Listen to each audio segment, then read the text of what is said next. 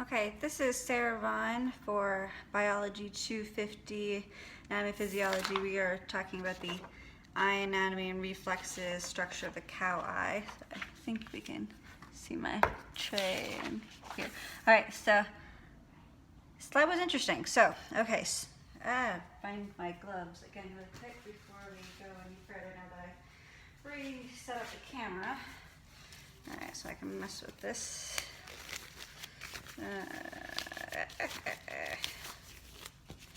Okay, so the CN optic nerve. I think the inside where the optic nerve comes is right here. I think it's kind of hard to see, but you can kind of see this little nub here. I think that's where the optic nerves was. The extrinsic eye muscles, I cut a bunch of them off with the fat here. I think that's it. So it's kind of all there. The cornea is right here on the eye. And the sclera, which is towards the back here, back lining out, or the sclera is the outside of the white eye, if I remember correctly. Yeah, it's the white part. Yeah, the white part of the outside of the eye. So you can kind of see it a little bit better right here. All right, the corneal, okay. The anterior chamber would be, no, anterior is front. So this would be the anterior chamber here. The pupil, which is right in here. And then the iris, which is up in here. You can kind of see it in there. And then the lens, actually, with the humor attached, is right in here. It's no longer clear because the animal's not alive.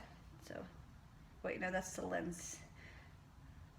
Yeah, the lens is here with the humor attached. Okay, and then the retina is, you can kind of see it back in here, but it's the little, where the optic nerves go, or the little thing, but it's back in here. And then the corticoid, which is in the same general area. You can kind of see the layers of the eye. All right, so according to our question, it is now all dirty. All right, what happens to the diameter of the right pupil when you briefly shine the flashlight into the right eye? The pupil, getting all dirty, dilated and shrunk so that way it could constrict the amount of light going in. Through which structures, openings, and chambers of the eye does the light from the flashlight place under? All right, so light travels through the sclera to the cornea, and then the pupil, and then the lens before going to the retina. And then once it's at the retina, the information from the light is converted into electrical pulses, and the brain is then converging and basically translates it from the optic nerve, I think. All right, which structure serves as a sense and effector in the pupillary light? So the pupillary light reflex is, afferent limb has the nerve fibers that go with the optic nerve, and the efferent limb has the ones that go through the oculomotor nerve, and then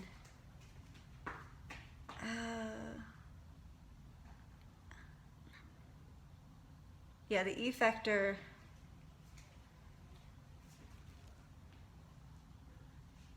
yeah, the effector is the ones with the ocular nerve. Yeah. All right, which cranial nerves, honey, I'll be right with you. Which cranial nerves are required for the pupillary light reflex? Okay, so the pupil is basically the window for the retina. So the mechanism required from the cranial nerves. I believe it is the optic nerve. Which cranial nerves are required? Okay. I think it's the optic nerve and the oculomotor nerve, I think.